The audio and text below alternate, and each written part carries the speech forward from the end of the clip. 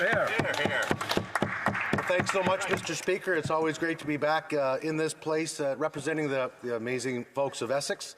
And Mr. Speaker, I will be splitting my time with the member for Flamborough-Granbrook. Mr. Speaker, here we are again. The NDP leader, the member from Burnaby South, said it himself. I ripped up my supply and confidence agreement with the Liberal government. Well, let's call it what it is, a stunt. A stunt designed to distract from the fact that the NDP leader and his party have been propping up for the governments that's been failing Canadians for years. The NDP leader has been outspoken in opposing actions that weaken unions' power. He has stated unequivocally that if any vote in Parliament impacts workers' rights, the NDP will vote against it, regardless of the consequences. However, despite his strong words, his actions have not always matched his words. While the NDP leader has condemned the Prime Minister for taking away the Teamsters and ILWU's 514's right to strike, he has remained largely silent on other issues affecting workers. The Prime Minister has launched a brutal assault on workers, hurting their paychecks through inflation, driving up prices with a carbon tax, doubling housing costs, hiking taxes, cancelling major projects that could create union jobs, and issuing orders that undermine workers' chances of giving every Canadian a fair shot at a decent life and affording necessities. Despite these actions, the NDP leader has continued to support the Liberals. Now, the NDP leader faces a crucial choice. Will the NDP continue propping up a government that makes decisions that harm workers, or will they stand by their principles and vote to fix the government? As the NDP leader said on November 12, 2024, you're never going to count on us if you're going to take away the rights of the workers. Never. The time has come for the NDP to act on those words. We're at a crossroads, and it's become clear every day everything is broken. 7 in 10 Canadians now say they feel the same way, that nothing is working anymore. Our economy is stuck, and families are getting squeezed at every turn.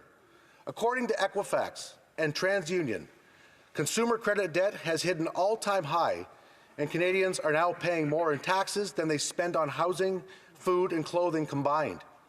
The cost of living has become so unbearable that 26% of Canadians are seriously considering leaving this country because it's simply too expensive to live. In the last year alone, 1.4 million children were living in poverty, and the number of Canadians turning to food banks has reached staggering levels. Record-breaking numbers, over 2 million visits to the food banks in a single month. 1 million people in Ontario alone used food banks last year. And for the first time in Canadian history, 80% of Canadians believe home ownership is now reserved for the super rich, with some families even forced to spend 100% of their income on rent. And let's not ignore the reality on our streets. Violent crime is up 50%. Gun violence has more than doubled, and auto theft is rampant. But instead of fixing these issues, the Liberals and the NDP continue to ignore the rising tide of hardship across the country. And in the middle of all this, we have the member from Burnaby South. The NDP leader has spent more time posing for cameras than standing up for Canadian families. He promised he'd be an opposition voice, an advocate for the working class. Instead, he handed over his principles to keep the Liberals in power. And after this big media stunt, he still refuses to say whether he will vote to force a carbon tax election at the first chance. He's voted to quadruple the carbon tax to 61 cents per litre. That's right, a plan that will drive Canadians into food banks and grind the economy to a halt, killing hundreds of thousands of jobs. And remember, this is after he promised to be the voice against high taxes and big government. He promised to be the workers' champion, but instead, he voted to punish workers and raise taxes on everything from gas to groceries. But let's also not forget, the real reason the member from Burnaby South is playing this game, his pension. This isn't about workers. This isn't about Canadians. This is about the NDP leader getting his $2 million pension. He's delaying the election until next year when he qualifies for that fat payout. So a point of order from the honourable member for Timmins James Bay. Well, I know we're living rent-free in his little head, but the NDP leader doesn't have a $2 million pension. So if they're going to continue those falsehoods, perhaps you can explain how much the member who lives in Stormont. Okay, it's not. That's not. That's just the following the debate. I'm just going to let everybody catch their breath.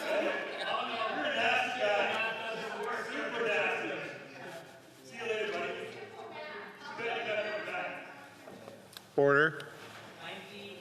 Order. We're done. Shh.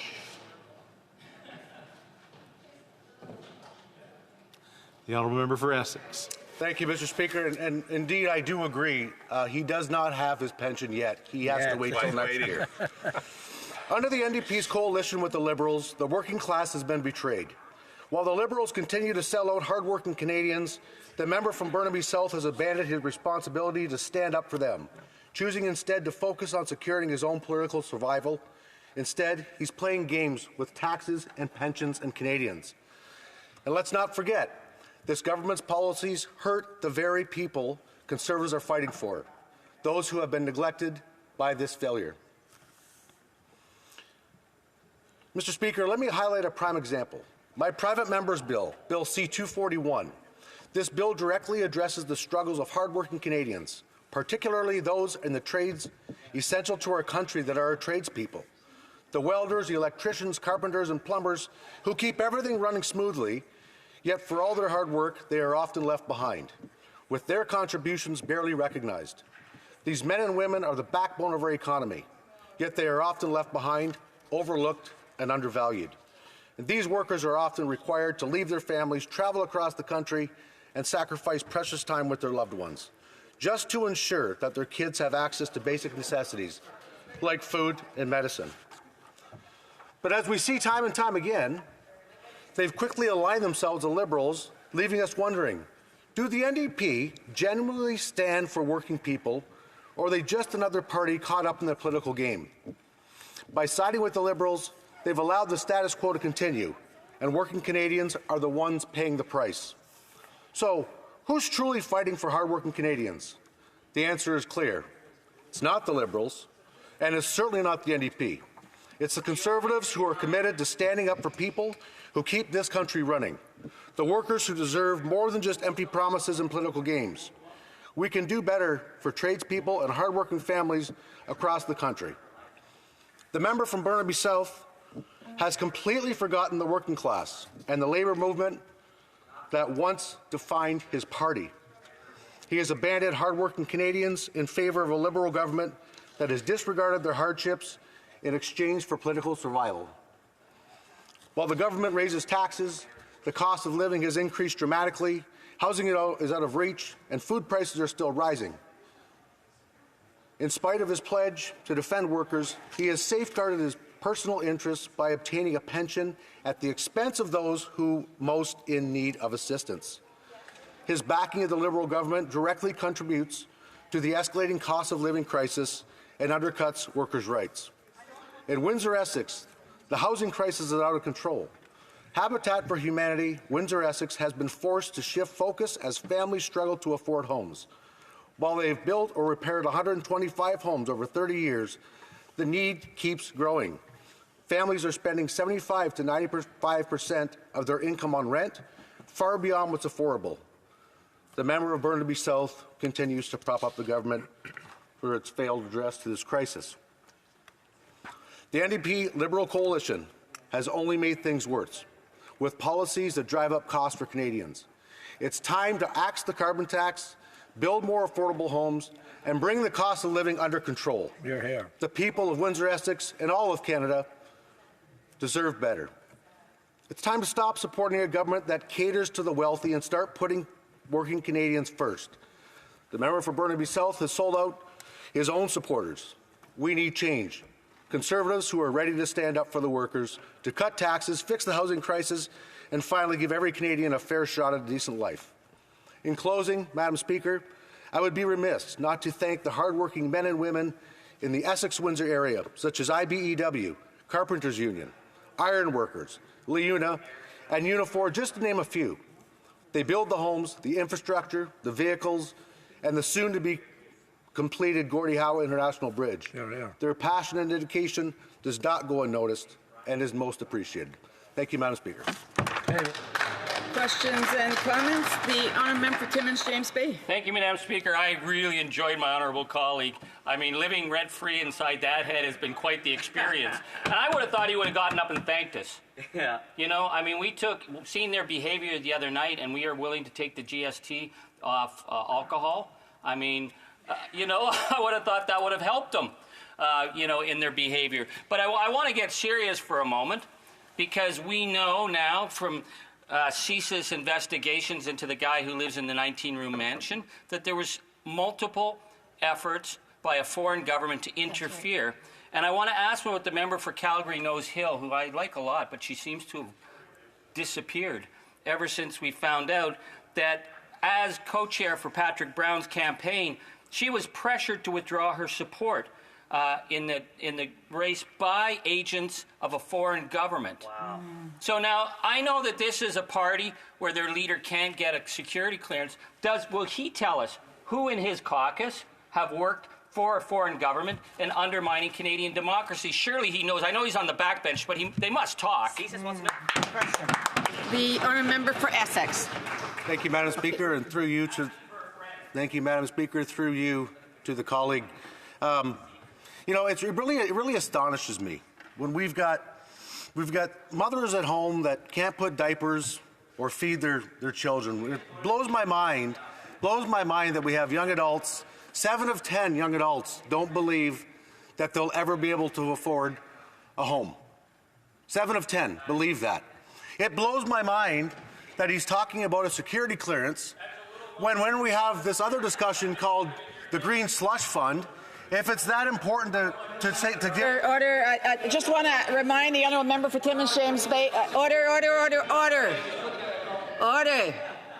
I want to remind the member for Timmins, James Bay, he had an opportunity to ask a question. If he has something else to add, he can wait till the appropriate time. I'm going to let the honourable member for Essex to point of order, the honourable member for Timmins, James Bay. Maybe he could quote the standing order? Yes, it's Section 10 of the standing orders. And what I just want to do is I do want to apologize. I think that was uncalled for, saying that it blew his mind when I said it was just a little puff of smoke. I retract that. Again, I just want to ask members to please be respectful of each other when someone else has the floor, to please not interrupt.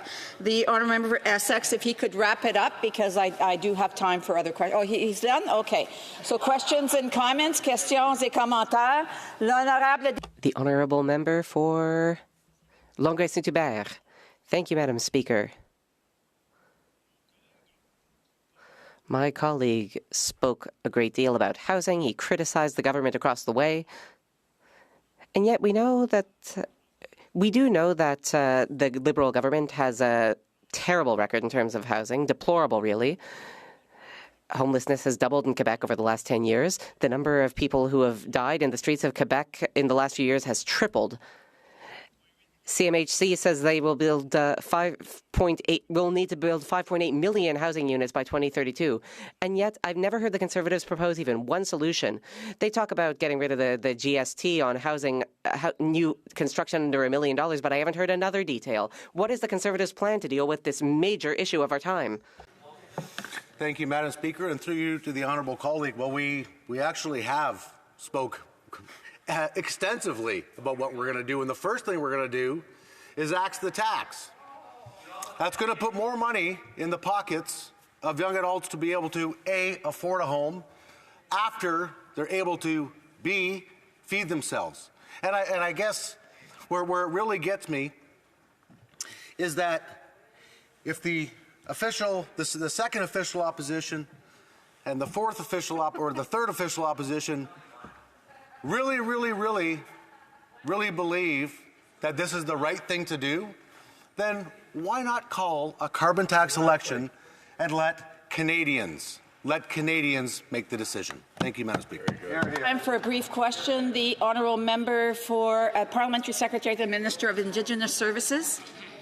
Thank you, Madam Speaker, and I thank my honourable colleague for his speech this evening. You know, the member mentioned political games, and I know we are in minority parliament status. It's all I've ever known, actually, as a member of this House, which some might say is dysfunctional by nature, but there have been moments where we've been able to work together and collaborate and get the best interests of Canadians at the forefront. My question is just simply, how much has the Conservative games in this House cost Canadians while their parliament has been frozen? The honourable member for Essex has 55 seconds to respond. Thank you, Madam Speaker, and through you to the honourable colleague. You know, I had to say political games, Madam Speaker, because that's quite frankly what we saw this morning from the NDP, supported by the Liberals. But Madam Speaker, I think it's really important to say, because I hate calling them political games outside of this chamber, because it's people's lives. It's people's lives.